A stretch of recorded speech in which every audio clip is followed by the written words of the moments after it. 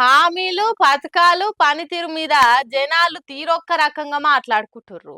CM మీద serious గానే మాట్లాడుకుంటుర్రు అంటే అదో లెక్క. ఆఖరికి సీఎం అన్న జేయంగా, ఆయన చేసే పనులు జేయంగా గూడా ముఖ్యమంత్రికి మాటలు తప్పుతలేవంటే ఏమనాలి? ఏం కథ? ఆహా! బడి పిల్లలు బ్యాండ్ కొడుతుండంగా, పోలీస్ కాన్వాయ్ ఎనక ముందు ఎంబడి రాంగా, వచ్చాడయ్యో సామి అన్న ఆర్ఆర్ ఒక్కటే తక్కువైనట్టు ఎంత గ్రాండ్గా వెళ్ళిండో చూడుర్రి సీఎం రేవంత్ అన్న తిరుపతి రెడ్డి.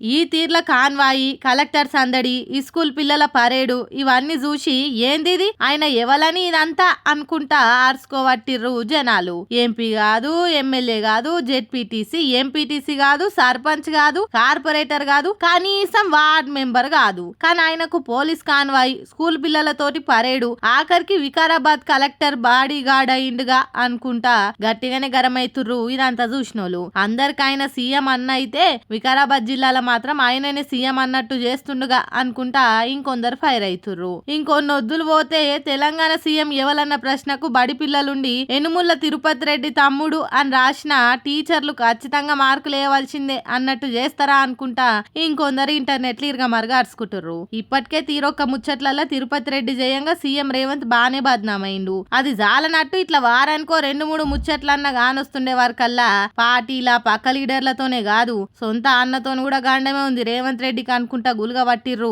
అన్న తీరు చూసి అన్న అంటున్న జనాలు.